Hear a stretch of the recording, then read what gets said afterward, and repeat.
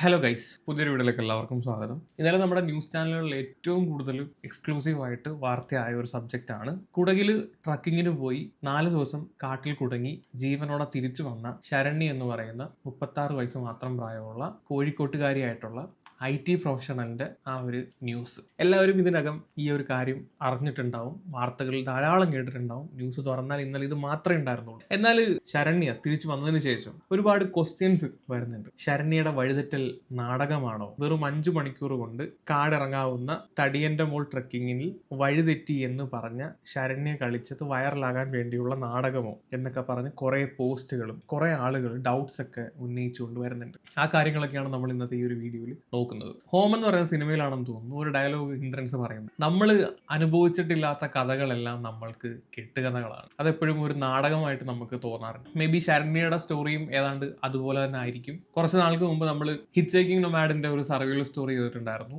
പുള്ളി അത് അനുഭവിച്ച കാര്യങ്ങളൊക്കെ തന്നെയാണ്, പക്ഷെ അതിനകത്ത് കുറെ പൊരുത്തക്കേടുകൾ ഉണ്ടായിരുന്നു. അതിനെയൊക്കെ പറ്റി നമ്മൾ സംസാരിച്ചിട്ടുണ്ടായിരുന്നു. എന്നാൽ ഈ ഒരു സ്റ്റോറിയിലോട്ട് വരുന്ന സമയത്തും അതിനകത്ത് കുറെ പൊരുത്തക്കേടുകളുണ്ട്. സ്ഥിരമായി ട്രക്ക് ചെയ്യുന്ന ആളുകൾ കുറെ ക്വസ്റ്റ്യൻസ് റേസ് ചെയ്തിട്ടുണ്ട്. ആദ്യം ഈ ശരണ്യയുടെ ഈ ഒരു കഥ ഞാനൊന്ന് പറയാം. കുടകിലെ ഏറ്റവും വലിയ കൊടുമുടിയാണ് ഈ തടിയന്റെ മോൾ എന്ന് പറയുന്ന പീക്ക്. അവിടേക്കാണ് ശരണ്യ കുറച്ച് ഗ്രൂപ്പ് ഓഫ് ആളുകളുമായിട്ട് ട്രക്ക് ചെയ്ത് പോകുന്നത്. ഈ പോകുന്ന ആളുകൾ പരസ്പരം അറിയാത്ത ആളുകളാണ്. പോകുന്ന വഴിക്ക് ശരണ്യക്ക് വഴിതെറ്റുകയാണ്. 10 പേര് പോയെന്ന് പറയുന്നു, 12 പേര് പോയെന്ന് പറയുന്നു, ചില ന്യൂസിനകത്ത് 15 പേര് വരെ പോയെന്ന് പറയുന്നു. എന്നാൽ നമ്മുടെ മലയാള ന്യൂസിനകത്ത് 10 പേരുടെ കണക്കാണ് പറയുന്നത്. ബാക്കി 9 പേരും തിരിച്ചു വരുന്നു, ശരണ്യ മാത്രം തിരിച്ചു വരുന്നില്ല. പൊതുവെ ഇതൊരു ചെറിയ ട്രക്കിംഗ് ആണ്. 12 കിലോമീറ്റർ മാത്രമാണ് ഈ ഒരു ട്രക്കിങ്ങിന്റെ ദൂരം എന്ന് പറയുന്നത്. ഏപ്രിൽ 2 തീയതിയാണ് ഈ ഒരു സംഭവം നടക്കുന്നത്. അവിടെ അടുത്തുള്ള ഒരു ഹോം സ്റ്റേയിൽ നിന്നിട്ടാണ് ഈ ഒരു ട്രക്കിങ്ങിന് പുള്ളിക്കാരത്തി പോകുന്നുണ്ടായിരുന്നത്. ഏപ്രിൽ 2 തീയതി രാവിലെ 8:15 ഇവർ ട്രക്കിംഗ് സ്റ്റാർട്ട് ചെയ്യുകയാണ്. നേരത്തെ പറഞ്ഞ പോലെ കുറച്ചധികം ആൾക്കാരുണ്ട്, 10 പേരോളം ഇവരോട് കൂടെ ഉണ്ട്. എന്നാൽ ഒരു ഉച്ചയ്ക്ക് 2:15 കൂടി ഈ ശരണ്യ താമസിച്ചിരുന്ന ഹോം സ്റ്റേയിലൂടെ ഒരു കോൾ വരികയാണ്, മിസ്സിംഗ് ആണ്, വഴിതെറ്റി എന്നുള്ള തരത്തിൽ. എന്നിട്ട് പെട്ടെന്ന് തന്നെ ശരണ്യയുടെ ഫോണും ഓഫായി പോയി എന്ന് പറയുന്നത്. അവിടേക്കാണ് നമുക്ക് സംശയം, ഇത്ര നേരമായി ചാർജ് നിൽക്കുന്ന ഫോണോ? ഇപ്പൊ രാവിലെ 8 മണിക്ക് തുടങ്ങി ഉച്ചയ്ക്ക് 2 മണി ആകുമ്പോഴത്തേക്ക് ഓഫ് ആവുന്ന ഏത് ഫോണാണ് ഇപ്പോഴത്തെ സമയത്തുള്ളത്? അതും ട്രക്കിങ്ങിനൊക്കെ പോകുമ്പോൾ ഓൾമോസ്റ്റ് ഫുൾ ചാർജ് ആയിട്ടായിരിക്കും നമ്മൾ പോകുന്നത്. രാവിലെ തൊട്ട് ഉച്ച വരെ ഇരുന്ന് ഗെയിം കളിക്കുന്ന ഒരു വ്യക്തിയാണെങ്കിൽ ചിലപ്പം ഉച്ചയൊക്കെ ആകുമ്പോഴത്തേക്ക് ചാർജ് ഒക്കെ തീരാം, അല്ലെങ്കിൽ റീല് കണ്ടോണ്ടിരിക്കുകയാണെങ്കിൽ ചാർജ് തീരാം. നമ്മൾ എന്തായാലും ട്രക്കിങ്ങിന് പോകുന്ന ഒരു വ്യക്തി 24/7 എന്താണെങ്കിലും ഫോണിൽ ഗെയിം കളിക്കുക അല്ലെങ്കിൽ റീല് കാണുകയോ ചെയ്യത്തില്ലല്ലോ. അപ്പം ശരണ്യ മെസ്സേജ് ചെയ്യുന്ന സമയത്ത് തന്നെ ശരണ്യയുടെ ചാർജ് തീർന്നു എന്നാണ് ശരണ്യ പറയുന്നത്. അതാണ് ഒരു ഡൗട്ട്. മേ ബി പോകുന്ന വഴിക്ക് ഫോട്ടോസോ വീഡിയോസോ ഒക്കെ എടുത്തിട്ട് വേണമെങ്കിൽ അങ്ങനെയും ചാർജ് തീരാം. പക്ഷെ പുള്ളിക്കാരത്തി പറയുന്നുണ്ട് പുള്ളിക്കാരത്തിന്റെ കയ്യിൽ വേറെ ക്യാമറ ഉണ്ടായിരുന്നു. പിന്നെ ആ ക്യാമറയെ പറ്റിയോ ക്യാമറ വീഡിയോ എടുത്തിട്ടുണ്ടോന്നോ ആ കാര്യങ്ങളൊന്നും ഒരു ന്യൂസിനകത്തും പുള്ളിക്കാരത്തി പറയുന്നില്ല. നമുക്ക് അതിലോട്ട് വരാം. അങ്ങനെ ഈ ഒരു കോള് 2:15 വരുന്നത്. 4 മണിയോടുകൂടി ബാക്കിയുള്ള ആളുകളെല്ലാം തിരിച്ചു വരുന്നുണ്ട്. കൂട്ടത്തിൽ ശരണ്യയില്ല. ഇതിനുശേഷമാണ് ഈ തെരച്ചിൽ ആരംഭിക്കുന്നത്. അത് കഴിഞ്ഞു ഒരു 4 ദിവസത്തേക്ക് പുള്ളിക്കാരത്തിയുടെ നോ വിവരം. ഏപ്രിൽ 2, 3, 4, 5 5 തീയതി വരെ ഒരു വിവരമില്ല. ഇന്നലെ വൈകുന്നേരത്തോടു കൂടിയാണ് പുള്ളിക്കാരത്തിയെ കണ്ടു കിട്ടുന്നത്. പുള്ളിക്കാരത്തി ഇറങ്ങി വരുന്ന ആ ഒരു വീഡിയോ, പുള്ളിക്കാരത്തി റെസ്ക്യൂ ചെയ്തുകൊണ്ട് വരുന്ന വീഡിയോ ഞാനിവിടെ വെക്കുന്നുണ്ട്. മെയിനായിട്ട് അവിടുത്തെ ലോക്കൽസ് ആണ് ഈ ഒരു റെസ്ക്യൂവിന് നേതൃത്വം കൊടുത്തത്. അവരാണ് ഇവരെ ഈ ശരണ്യെ ആദ്യമായിട്ട് കണ്ടെത്തുന്നത്. അവർ ആ ഒരു ഭാഗത്ത് താമസിക്കുന്ന ആളുകളാണ്, അതുകൊണ്ട് അവർക്ക് കൃത്യമായിട്ട് കാര്യങ്ങളൊക്കെ അറിയാം. പോലീസും ആന്റി നക്സൽ ഏജൻസീസും ഒക്കെ ഇതിനകത്ത് ഈ ഒരു റെസ്ക്യൂവിന്റെ ഭാഗമായിട്ട് പങ്കെടുത്തിട്ടുണ്ടായിരുന്നു. ഈ ശരണ്യെ റെസ്ക്യൂ ചെയ്യാൻ വേണ്ടി പോയ ആളുകൾ പറയുന്നത്, ഇവർ ചെല്ലുന്ന സമയത്ത് ശരണ്യ ഒരു പാറപ്പുറത്തിരിക്കുകയായിരുന്നു. ഇവർ വെള്ളം കൊടുത്തു, അവരുടെ കയ്യിലുണ്ടായിരുന്ന ബിസ്ക്കറ്റോ ഫുഡ് എന്തോ കൊടുത്തിട്ടുണ്ടായിരുന്നു, അതെല്ലാം കഴിച്ചു. അതിനുശേഷമാണ് അവരെ കണ്ടപ്പോൾ ഭയങ്കര സന്തോഷമായിരുന്നു ശരണ്യക്ക്. അതിനുശേഷമാണ് അവരെ പുറത്തോട്ട് കൊണ്ടുവരുന്നത്. പുറത്തോട്ട് കൊണ്ടുവരുന്ന ശരണ്യ ഭയങ്കര ഹാപ്പി ആയിട്ടാണ്. ഈ ഒരു 4 ദിവസം കാട്ടിക്കടന്നതിന്റെ ഒരു ഫിയറോ അല്ലെങ്കിൽ ഒരു ക്ഷീണമോ മുഖത്തൊന്നുമില്ല. ഒരു പിക്നിക്കിട്ട് പോയിട്ട് വരുന്ന ഒരു വൈബ്, അതാണ് ശരണ്യയിൽ നമ്മൾ കണ്ടത്. നിങ്ങൾ ആലോചിക്കണം, 2 തീയതി രാത്രി, 3 തീയതി രാത്രി, 4 തീയതി രാത്രി, 5 തീയതി രാത്രി ആയില്ല, 3 നൈറ്റ് കാട്ടിൽ കഴിഞ്ഞതാണ്. കാട് രാത്രി ആയി കഴിഞ്ഞാൽ കാടിന്റെ കുണം മാറും. ഇനി എത്ര ധൈര്യശാലിയാണെന്ന് പറയുന്ന വ്യക്തിയാണെങ്കിലും പേടി നമ്മളെ പിടിക്കും. അതിന് എത്ര വലിയ ധൈര്യശാലിയാണെന്ന് പറഞ്ഞാലും ഒറ്റയ്ക്ക് ഒരു കാട്ടിൽ, അതും വന്യജീവികളൊക്കെ ഉള്ളത്, പുലിയും ആനയൊക്കെ, പ്രത്യേകിച്ച് ആനയൊക്കെ ഉള്ള കാട്ടിൽ ഒറ്റയ്ക്ക് പെട്ടുപോവാണ്, പേടിക്കത്തില്ലയോ? പക്ഷെ ശരണ്യ പറയുന്നത് ശരണ്യക്ക് ഒരു തരത്തിലുള്ള പേടി ഉണ്ടായിരുന്നില്ല എന്നാണ്. കാട്ടിലായിരുന്നു 3 ദിവസം. എന്തായിരുന്നു എക്സ്പീരിയൻസ്? കുഴപ്പമൊന്നുമില്ലായിരുന്നു, ഓക്കെയാണ്. പേടി ഉണ്ടായിരുന്നു? ഇല്ല, പേടി തോന്നിയില്ല. എന്താന്ന് എനിക്കറിയില്ല.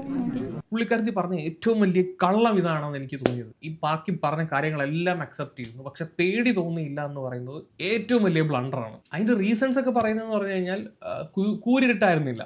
നല്ല നിലാവുണ്ടായിരുന്നു, ഫുൾ മൂൺ ആയിരുന്നു. അതുകൊണ്ട് ഈ ചന്ദ്രന്റെ വെളിച്ചം കാരണം ഉറങ്ങാൻ പറ്റിയിട്ടുണ്ടായിരുന്നില്ല. അധികം ഈ ചീവീടിന്റെ കരച്ചിലൊന്നും ഉണ്ടായിരുന്നില്ല, വേറെ മൃഗങ്ങളൊന്നും വന്നിട്ടുണ്ടായിരുന്നില്ല. പ്രത്യേകിച്ച് രാത്രിയിൽ കൂരിരുട്ടായിരുന്നില്ല, അതുകൊണ്ട് എനിക്ക് പേടി തോന്നിയില്ല. ഇതാണ് ശരണ്യയുടെ എക്സ്പ്ലനേഷൻ. ഇതൊക്കെ ഭയങ്കര വിയേഡസ്റ്റ് ആയിട്ടുള്ള എക്സ്പ്ലനേഷൻ ആയിട്ടാണ് എനിക്ക് ഫീൽ ചെയ്തത്.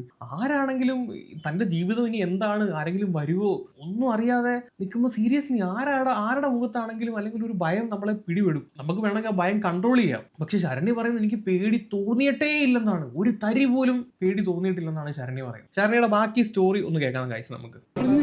കുഴപ്പമൊന്നുമില്ലായിരുന്നു. സംഭവിച്ചോ ശരിക്കും അന്ന്? അത് ചെറുതായിട്ട് വഴിതെറ്റിയതാണ്. ഞാൻ താഴെ ഇറങ്ങിയപ്പോഴേക്കും മേലെയുള്ള ആൾക്കാരെ ഒന്നും കാണാൻ പറ്റിയില്ല. ടോപ്പിൽ കുറച്ച് പേരെ കണ്ടിരുന്നു. അപ്പം ഞാൻ അവരുടെ അടുത്ത് എത്താൻ വേണ്ടിയിട്ട് ലെഫ്റ്റ് സൈഡിലൂടെ കറങ്ങി വന്നു. അപ്പോൾ വന്നപ്പോഴേക്കും മേലെ ആളെ കാണാനില്ല, താഴെയും കാണാനില്ല. സോ ഐ തിങ്ക് എനിവേ താഴോട്ടാണല്ലോ പോകേണ്ടത്. അതുകൊണ്ട് കുറേ താഴേക്ക് പോയി. കുറച്ച് കഴിഞ്ഞപ്പം പിന്നെ നെറ്റ്വർക്ക് ലോസായി. പിന്നെ ഫോറസ്റ്റ്, നല്ല ഡെൻസ് ഫോറസ്റ്റ് ആയിരുന്നു. പിന്നെ ഭക്ഷണം കയ്യിലുണ്ടായിരുന്നു? ഇല്ല, എന്തായാലും ഒരു 500 ml വാട്ടർ ബോട്ടിൽ മാത്രമേ ഉണ്ടായിരുന്നു. രാത്രി എന്താ ചെയ്തപ്പോൾ? 6:45 വരെ ഞാൻ നടന്നു. ലാസ്റ്റ് ടൈം ഞാൻ ലാസ്റ്റ് ടൈം ഞാൻ എൻ്റെ ഒരു ഓഫീസിലെ ഫ്രണ്ട് ഉണ്ട് യദു, അവനൊന്ന് കോൺടാക്ട് ചെയ്യാൻ ശ്രമിച്ചു. ഐ ലോസ് മൈ പാത്ത്, ഇതിൻ്റെ ആരണ്യ സംതിങ്, അതിൻ്റെ ഹെൽപ്പ് ലൈൻ നമ്പറിലേക്ക് വിളിക്കാവോ മെസ്സേജ് ടൈപ്പ് ചെയ്തപ്പോഴേക്കും 1% ആയി, ഫോൺ ഓഫായി. പിന്നെ ഒരു 6:45 വരെ ഞാൻ നടന്നു. പിന്നെ ഒരു സ്ട്രീമും ഒരു വലിയ ഒരു റോക്കി അങ്ങനത്തെ ഒരു ഏരിയയിലെത്തി. അപ്പോൾ ഐ തോട്ട് പിന്നെ ഞാൻ ക്ലൈം ഡൗൺ ചെയ്യുകയാണെങ്കിൽ it will be like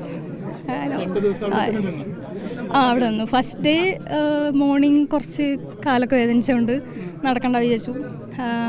second day I thought നല്ല വിസിബിലിറ്റിയുള്ള ഏരിയ ആണ് മേലെ, അപ്പോൾ ഡ്രോൺ അങ്ങനെ എന്തെങ്കിലും വരികയാണെങ്കിൽ കാണട്ടെ വെച്ചു. സെക്കൻഡ് ഡേ ഞാൻ അവിടെ നിന്നു.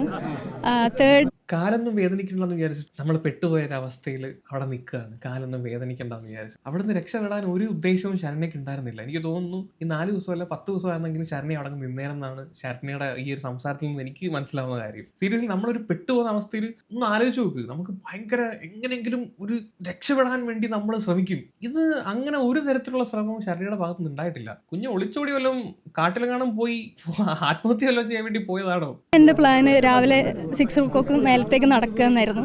പക്ഷെ അന്ന് മഴ പെയ്തു നന്നായിട്ട്. ഉച്ചയ്ക്ക് മഴ പെയ്തു, വൈകിട്ടൊരു 1 hour കണ്ടിന്യൂസ് റെയിൻ ആയിരുന്നു. അപ്പോൾ എല്ലാം നനഞ്ഞു. അത് കാരണം പിന്നെ നെക്സ്റ്റ് ഡേ പ്ലാനും കൂടെ ഇതായി. ബിക്കോസ് ഓരോ ദിവസം ഓരോ പ്ലാൻ ഉണ്ട്, പക്ഷെ ഓരോ പ്ലാനും നടക്കത്തില്ല. ആദ്യത്തെ ദിവസം കാല് വീണു, 2ാം ദിവസം മഴ പെയ്തു, ധീരം വലുത് തന്നെ. പക്ഷെ ഇതൊക്കെ ഒരു ഭയങ്കര പൊരുത്തക്കേടായിട്ട് ഫീൽ ചെയ്യുന്നുണ്ട്, സീരിയസ്ലി ഫീൽ ചെയ്യുന്നത്. ഇത് എനിക്ക് വായി തോന്നിയത് പറയുന്നതല്ല, ഇതിന്റെ എക്സ്പേർട്സ് പറയുന്ന കുറച്ച് കാര്യങ്ങൾ ഞാൻ വെക്കാം, അന്നേരം നിങ്ങൾക്ക് മനസ്സിലാവും. ഉറങ്ങാനൊന്നും പറ്റിയില്ല, കംപ്ലീറ്റ് കോൾഡായിരുന്നു. പിന്നെ ഇന്ന് ഒരു 12 o'clock വരെ ഞാൻ വെയിറ്റ് ചെയ്തു. മീൻസ് എല്ലാം വെറ്റായിരുന്നു. ആനയുള്ള ഏരിയ തോന്നുന്നു. ഇല്ല പേടി തോന്നിയില്ല, എന്തുകൊണ്ടാണ് എനിക്കറിയില്ല. ട്രാക്ക് ചെയ്യാൻ വേണ്ടിയിട്ട് എന്തെങ്കിലും സൂചനകൾ അവശേഷിച്ചിരുന്നു? ഇപ്പോൾ വഴിയിൽ ഇവർക്ക് കണ്ടെത്താൻ വേണ്ടിയിട്ടുള്ള എന്തെങ്കിലും മാർക്കുകൾ? ഇല്ല, എൻ്റെ കയ്യിൽ കരുതിയിട്ടൊന്നും ഉണ്ടായിരുന്നില്ല. അത് ചെറിയ ട്രക്കാന്നാണ് കേട്ടത്.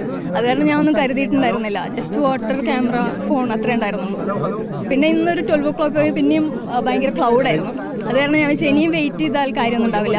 അപ്പം തന്നെ നനഞ്ഞ എല്ലാ സാധനവും കൂടെ എടുത്തിട്ട് മേലേക്ക് നടന്നു.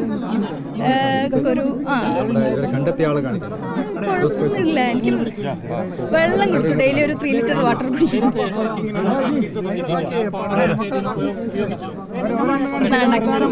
സോ കയ്യിൽ അധികം സാധനങ്ങളൊന്നും ഉണ്ടായിരുന്നില്ല. Water, camera, phone. ക്യാമറ എന്താണെങ്കിലും വെറുതെ തൂക്കിടാൻ വേണ്ടി കൊണ്ടുപോയിരിക്കത്തില്ലല്ലോ. ക്യാമറയ്ക്കകത്ത് അത്യാവശ്യം പിക്കും കാര്യങ്ങളും അല്ലെങ്കിൽ വീഡിയോ സാധനങ്ങളൊക്കെ ഉണ്ടാവും. അതൊന്നും ഇതുവരെ പുറത്ത് വന്നിട്ടില്ല. 1, 2 ഫോണ് പരിശോധിക്കേണ്ടതായിട്ടുണ്ട്. ഇതിന്റെ അത്യാവസ്ഥ അറിയണമെങ്കിൽ ആ ഫോണോ ക്യാമറ എന്തെങ്കിലും പരിശോധിക്കണം. ശരണ്യക്ക് ഇൻസ്റ്റാഗ്രാമോ ഫേസ്ബുക്ക് ഉണ്ടോ എന്ന് അറിയില്ല, ഞാൻ കുറെ തപ്പി കിട്ടിയില്ല. അങ്ങനെ എന്തെങ്കിലും ഫോട്ടോസ് എന്തെങ്കിലുമൊക്കെ എടുത്തിട്ടുണ്ടെങ്കിൽ ഉറപ്പായിട്ടും പുറത്ത് വിടണം. എന്താണെങ്കിലും ഇതുപോലത്തെ ഒരു സിറ്റുവേഷനിൽ പെട്ടുപോയതല്ലയോ, അപ്പൊ പിന്നെ എന്തെങ്കിലുമൊക്കെ എടുത്ത് വെക്കാതിരിക്കത്തില്ലല്ലോ. അറ്റ്ലീസ്റ്റ് ഫസ്റ്റ് ദിവസത്തെങ്കിലും വീഡിയോസോ ഫോട്ടോസ് എന്തെങ്കിലും കയ്യിലുണ്ടാവും ഉറപ്പായിട്ടും. ആൻഡ് 4 ദിവസം സർവൈവ് ചെയ്തു. എങ്ങനെയാണ് സർവൈവ് ചെയ്തെന്ന് ചോദിച്ചപ്പോൾ വെള്ളം കുടിച്ചിട്ടാണ് സർവൈവ് ചെയ്തത്. ആ കൂടി പുള്ളിക്കാരത്തിന്റെ കയ്യിൽ ഒരു 1/2 ലിറ്ററിന്റെ ബോട്ടിൽ ഉണ്ടായിരുന്നു. മാത്രമല്ല ശരണ്യ താമസിച്ചിരുന്നത് അല്ലെങ്കിൽ സ്റ്റേ ചെയ്തിരുന്നത് ഒരു സ്ട്രീമിന്റെ അടുത്താണ്, ഒരു അരുവിയുടെ അടുത്താണ്. എന്നാൽ അവിടുന്ന് ഒരു 3 ലിറ്ററോളം വെള്ളം ഡെയിലി കുടിക്കുമായിരുന്നു. വെള്ളം കുടിച്ച് മാത്രമാണ്, വേറെ ആഹാരങ്ങളൊന്നുമില്ല, വെള്ളം കുടിച്ച് മാത്രമാണ് ഈ 4 ദിവസം സർവൈവ് ചെയ്തത് എന്നാണ് പറയുന്നത്. അത് പോസിബിൾ ആയിട്ടുള്ള കാര്യമാണ്. അപ്പൊ ഇതാണ് ശരണ്യയുടെ എക്സ്പ്ലനേഷൻ. ഷെയ്ഖ് ഹുസൈൻ ഖാൻ എന്ന് പറയുന്ന നമ്മുടെ മലയാളി കൂടിയായിട്ടുള്ള 2022 മൗണ്ട് എവറസ്റ്റ് കീഴടക്കിയിട്ടുള്ള പുള്ളിക്കാരൻ ഈ ശരണ്യയുടെ ഈ ഒരു വീഡിയോ കണ്ടതിന് ശേഷം പുള്ളിക്കാരന്റെ ഒരു പ്രതികരണം ഇൻസ്റ്റാഗ്രാമിൽ പങ്കുവച്ചിട്ടുണ്ടായിരുന്നു. ഇതിനകം ഓൾമോസ്റ്റ് 1.2 മില്യൺ ആൾക്കാർ, 12 ലക്ഷത്തോളം ആൾക്കാർ ആ വീഡിയോ കണ്ടിട്ടുണ്ട്. പുള്ളിക്കാരൻ പറയുന്ന കുറച്ച് കാര്യങ്ങളുണ്ട്, ചോദിക്കുന്ന കുറച്ച് ചോദ്യങ്ങളുണ്ട്, ഞാനൊന്ന് വെക്കാം. ശരണ്യെ നമുക്ക് റെസ്ക്യൂ ചെയ്യാൻ പറ്റി, ശരണ്യ തിരിച്ചു വന്നു, ഷീസ് എ ബോൾഡ് ഗേൾ, എല്ലാം ഞാൻ സമ്മതിക്കുന്നു. പക്ഷേ പുള്ളിക്കാരിയെ റെസ്ക്യൂ ചെയ്ത് പത്രക്കാർക്ക് കൊടുത്ത ആ ഒരു അഭിമുഖത്തിൻ്റെ അകത്ത് എനിക്ക് കുറച്ച് ഡൗട്ട്സ് ഉണ്ട്. ഞാനും പാങ്കോട്ട് പക്ഷി സങ്കേതം എന്ന് പറഞ്ഞൊരു പക്ഷി സങ്കേതമുണ്ട്. ഒരു 4-5 മണിക്കൂർ ഞാൻ പെട്ടുപോയതാണ്, കോടയൊക്കെ വന്നിട്ട് വഴി തെറ്റിയിട്ട്. അപ്പോൾ അന്ന് ഉണ്ടായ എനിക്കൊരു പരിഭ്രാന്തി എനിക്കറിയാം.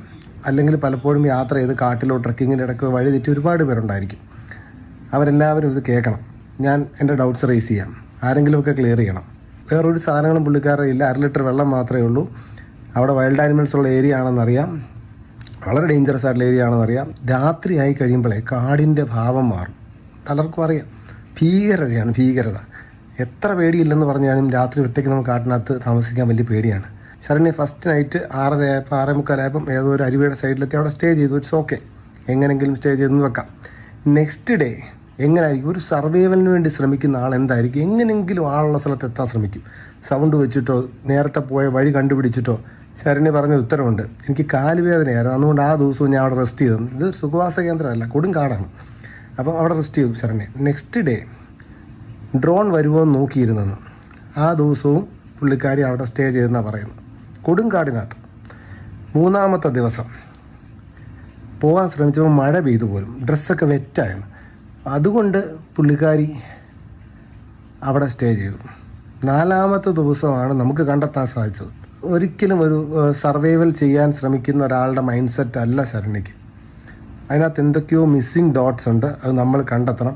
കണ്ടെത്തിയില്ലെങ്കിലും കുഴപ്പമൊന്നുമില്ല, കാരണം പറയാൻ ഒരാൾക്ക് താല്പര്യമില്ലേ നമുക്ക് പറയിക്കാനൊന്നും അതിൻ്റെ ആവശ്യമില്ല. ഓരോരുത്തരുടെ പേഴ്സണൽ റീസൺസാണ്. പക്ഷേ ഇത് കണ്ടിരിക്കുന്ന എല്ലാവരും മണ്ടന്മാരാവരുത്. കാരണം ഒരുപാട് ട്രക്കിങ് ചെയ്താണ് ഞാൻ, ഒരുപാട് ട്രക്കിങ് ചെയ്യുന്നവർ എനിക്ക് അറിയുകയും ചെയ്യാം. അപ്പം അതിനകത്ത് ഒരുപാട് അറിയാത്ത ആൾക്കാരുണ്ട്. അവർ വിചാരിച്ചിരിക്കുന്നത് 3 ദിവസം ഈസിയാണ് കാട്ടിനകത്ത് സ്റ്റേ ചെയ്യാൻ, വളരെ സിമ്പിളാണെന്നാണ് വിചാരിച്ചിരിക്കുന്നത്. 3 ദിവസം ഭക്ഷണമില്ല, ഓർക്കണം. അതെന്തെങ്കിലും ആയിക്കോട്ടെ, ഭക്ഷണമില്ല 2 ആഴ്ച വരെ ജീവിക്കാൻ പറ്റും. പക്ഷേ ആ ഒരു ക്ഷീണമൊന്നും ശരണ്യയുടെ മുഖത്ത് ഞാൻ കണ്ടില്ല. അപ്പോൾ ഇതിനകത്ത് എന്തൊക്കെയോ മിസ്സിങ് ഡോട്ട്സ് ഉണ്ട്. എനിക്ക് വന്ന സംശയങ്ങൾ പറഞ്ഞു എന്നേ ഉള്ളൂ. ട്രക്കിങ് ഹൈക്കിംഗ് ഒക്കെ പോകുന്നത് നല്ലത് തന്നെ, പക്ഷേ ഗ്രൂപ്പായിട്ട് പോവുക, സേഫായിട്ട് പോവുക, തിരിച്ചു വരിക. ഏതെങ്കിലുമൊക്കെ അപകടം ഉണ്ടാകുന്നത് പോലെയല്ല നമ്മൾ ഒറ്റപ്പെട്ടു പോകുന്നത്. ഭയങ്കര ഭീകരമായിട്ടുള്ള അവസ്ഥയാണ്. തിരിച്ചു വരുമ്പോൾ നമുക്കൊരു റിലീഫുണ്ട്. ആ റിലീഫൊന്നും ഞാൻ ഈ റെസ്ക്യൂ ചെയ്ത ആളുടെ മുഖത്തൊന്നും കണ്ടില്ല. വളരെ സിമ്പിളായിട്ടാണ് പുള്ളിക്കാരി 1/2 ലിറ്റർ വെള്ളമേ ഉള്ളായിരുന്നു എന്ന് പറഞ്ഞത്. ക്ഷീണമൊന്നും ഞാൻ കണ്ടില്ല. സോ നമുക്കിത് ചർച്ച ചെയ്യാം. Open to you. ശരണ്യെ മറ്റേ 5 സ്റ്റാറിന്റെ ബ്രാൻഡ് അംബാസിഡർ ആക്കാൻ കൊള്ളാം. Eat 5 star, do nothing. Seriously ഒരു ചാവാൻ പോകുന്ന ആൾക്കാരുടെ മൈൻഡ് സെറ്റ് ആയിരുന്നു. ഞാൻ വേണം ഇവിടെ കിടന്ന് ചത്തോളാം, ആരെങ്കിലും വേണമെങ്കിൽ വന്ന് രക്ഷിക്കുന്നെങ്കിൽ രക്ഷിച്ചോട്ടെ, എനിക്ക് രക്ഷപ്പെടാൻ വലിയ താല്പര്യമൊന്നുമില്ല. സീരിയസ്ലി ഈ ഒരു മൈൻഡ് സെറ്റാണ് പുള്ളിക്കാരത്തിന്റെ സംസാരത്തിൽ നിന്ന് കണ്ടത്. കാര്യം രക്ഷപ്പെടാൻ ഒരു തരത്തിലുള്ള കാര്യങ്ങളും പുള്ളിക്കാരത്തി ചെയ്തില്ല എന്നുള്ളതാണ്. അതുപോലെ തന്നെ വിജയകുമാർ ബ്ലാത്തൂർ എന്ന് പറയുന്ന പുള്ളിയുടെ വീഡിയോസ് ഒക്കെ നിങ്ങൾ കാണുന്നവരാണെങ്കിൽ മനസ്സിലാവും. പുള്ളി ഇതുപോലുള്ള കുറെ കാര്യങ്ങൾ, ഇദ്ദേഹം ഈ പറയുന്ന തടിയന്റെ മോൾ പീക്കിൽ ട്രക്കിങ്ങിന് പോയിട്ടുള്ള മനുഷ്യനാണ്. ഇദ്ദേഹം കുറെ ഫോട്ടോസും കാര്യങ്ങളൊക്കെ പങ്കുവച്ചിട്ടുണ്ടായിരുന്നു. അപ്പം ഇദ്ദേഹവും കുറച്ച് ഡൗട്ട്സ് ഈ ശരണ്യ മിസ്സിംഗ് ആയ സമയത്ത് ഫേസ്ബുക്കിനകത്ത് ഒരു കുറിപ്പായിട്ട് പോസ്റ്റ് ചെയ്തിട്ടുണ്ടായിരുന്നു. ആ കുറിപ്പ് എന്തായാലും ഇപ്പം നിലവിൽ കാണുന്നില്ല, പുള്ളി ഡിലീറ്റ് ചെയ്യുമെന്ന് തോന്നുന്നു. പുള്ളിക്കാരൻ എഴുതിയേക്കുന്ന കാര്യം ഞാനൊന്ന് വായിക്കാം. ശരണ്യ സുരക്ഷിതയായിരിക്കുന്നു, സന്തോഷകാര്യം. ഇതാണ് തടിയന്റെ മോൾ പീക്ക്. 24 ഒക്ടോബറിൽ പോയതാണ് അവസാനം. 24 ഒക്ടോബറിൽ പുള്ളി പോയിട്ടുള്ളതാണ്. അവിടെ വഴി തെറ്റാനുള്ള കാരണം എന്തെന്ന് ഇപ്പോഴും മനസ്സിലായില്ല. എങ്കിലും ഇത്രയും മൃഗങ്ങളുള്ളിടത്ത് 4 ദിവസം കാട്ടിൽ അവർ കഴിഞ്ഞു എന്ന് അമ്പരിപ്പിക്കുന്ന കാര്യമാണ്. വിശ്വസിക്കാൻ അല്പം പ്രയാസമുണ്ട്. പുൽമേടിലെത്തിയാൽ അവരെ അന്വേഷിക്കുന്നവരെ കാണാൻ അത്ര പ്രയാസമുള്ളതല്ല. ഒരു രാത്രി കൂടി കാട്ടിൽ കുടുങ്ങുന്നത് മനസ്സിലാക്കാം. എങ്ങോട്ട് നടന്നാലും 10-12 കിലോമീറ്റർ നടന്നാൽ പുറത്ത് കടക്കാൻ പറ്റുന്ന അത്രയേ ഉള്ളൂ അവിടം. എന്താണ് സംഭവിച്ചതെന്ന് ശരണ്യ പറയുന്നത് വരെ കാത്തിരിക്കാം. എന്തായാലും അവരെ കണ്ടെത്താൻ ഇത്രയും താമസിച്ചത് കർണാടകയിൽ എത്തിയതിനാൽ മാത്രമാകും. എന്നാൽ അത്ര വലിയ ഏരിയ ഒന്നും ഇല്ല, അവിടെ കൊടുങ്കാടായി. അല്ലെങ്കിൽ 3 ദിവസം കാട്ടിൽ എന്നതിൽ എന്തോ ഒരു പന്തികേട് പോലെ. ഇത്രയും ആരോഗ്യത്തിലുള്ള അവർക്ക് അവിടെ നിന്ന് വഴി കണ്ടെത്താൻ ഇത്ര ദിവസം വേണ്ട. തടിയന്റെ മോൾ പീക്കിൽ ട്രക്കിംഗ് നടത്തിയ ഒരു വ്യക്തിയുടെ എക്സ്പ്ലനേഷൻ ആണ്. പുള്ളി പറയുന്നത് 10-12 കിലോമീറ്ററേ ഉള്ളൂ, അവിടുന്ന് എങ്ങോട്ട് നടന്നാലും ആൾപ്പാർപ്പുള്ള സ്ഥലത്തോട്ട് എത്തിച്ചേരാൻ പറ്റും. പക്ഷെ ശരണ്യ ഇതിനൊന്നും നോക്കിയിട്ടില്ല.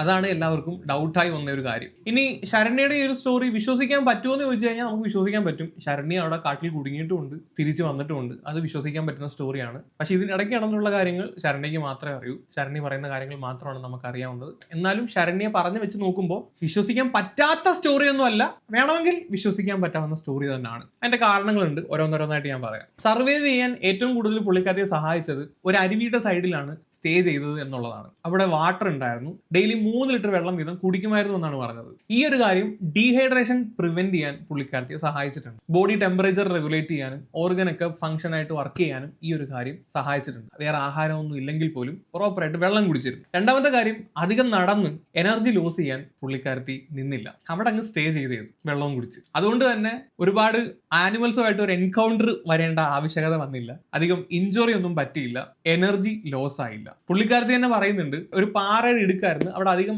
ആനിമൽസ് ഒന്നും വരാത്ത, വെള്ളം കുടിക്കാൻ വേണ്ടി വരാത്ത റീജിയൻ ആയിരുന്നു. മേ ബി അതുകൊണ്ടാവണം അധികം ആനിമൽസിനെ ഒന്നും കാണാതിരുന്നത്. സോ വെള്ളം കുടിച്ച് 4 ദിവസം അവിടെ സ്റ്റേ ചെയ്യാൻ പറ്റുമെന്ന് പറഞ്ഞത് കറക്റ്റ് ആയിട്ടുള്ള കാര്യമാണ്. പിന്നെ രണ്ടാമത്തെ കാര്യം, റെസ്ക്യൂ ചെയ്ത് വന്നതിന് ശേഷം പുള്ളിക്കാരത്തി ഭയങ്കര ആക്റ്റീവ് ആയിട്ട് ഭയങ്കര ജില്ലായിട്ട് സംസാരിച്ച ഒരു കാര്യം. മേ ബി അതിന്റെ ഒരു റീസൺ ഞാൻ രക്ഷപ്പെട്ടല്ലോ എന്നുള്ള ഒരു റിലീഫ്, എല്ലാവരെയും കണ്ടപ്പോൾ ഉള്ള ഒരു സന്തോഷം, അതുകൊണ്ടുണ്ടായ ഒരു ഇതിൽ നിന്ന് വന്നതായിരിക്കാം. തന്റെ ടയർഡ്നെസ് മറന്നിട്ട് അങ്ങനെ സംസാരിച്ച ഒരു കാരണം. ഈ ആളുകളെയും എല്ലാവരും എക്സൈറ്റ്മെന്റ് ഒക്കെ കാണുമ്പോഴത്തേക്കും നമുക്കൊരു അഡ്രിനാലിൻ റഷ് ഉണ്ടാവും. ആ അഡ്രിനാലിൻ ഡ്രോപ്പ് ആവുന്ന സമയത്ത് മേ ബി പുള്ളിക്കാരത്തിക്ക് ആ ഒരു ക്ഷീണമൊക്കെ ഫീൽ ചെയ്തതായിരിക്കും. ക്യാമറയുടെ മുന്നിൽ നിന്ന് മാറിയിട്ടുള്ള ശരണ്യ നമ്മൾ കണ്ടിട്ടില്ല. അപ്പം മേ ബി പുള്ളിക്കാരത്തി നല്ല രീതിയിൽ ടയർഡ് ആയിട്ടുണ്ടാവും. പിന്നെ വിശ്വസിക്കാൻ പറ്റാത്ത വേറൊരു കാര്യം, പേടി തോന്നിയില്ല എന്ന് പറഞ്ഞതാണ്. ഇങ്ങനെ ഒരു സിറ്റുവേഷൻ വരുന്ന സമയത്ത് നോർമലായിട്ട് ആളുകൾക്ക് ഉണ്ടാവുന്ന ഒരു വികാരം ഒന്ന് പാനിക് ആവും, അല്ലെങ്കിൽ പെട്ടെന്ന് ഫ്രീസ് ആയി പോകും. ചില ആളുകൾ ഭയങ്കര സിറ്റുവേഷനെ കാമായിട്ട് ആ ഒരു സിറ്റുവേഷൻ അങ്ങ് അഡാപ്റ്റ് ആവും. ഈ മൂന്നാമത്തെ കേസാണ് ശരണ്യയുടേതായിട്ടാണ് എനിക്ക് തോന്നിയത്. ഈ ശരണ്യ പറഞ്ഞതെല്ലാം ശരിയാണെങ്കിൽ മാത്രം. പുള്ളിക്കാരത്തി അധികം പാനിക് ആയില്ല, അങ്ങോട്ടും ഇങ്ങോട്ടും നടന്ന് എനർജി ലോസ് ചെയ്യാൻ നോക്കിയില്ല,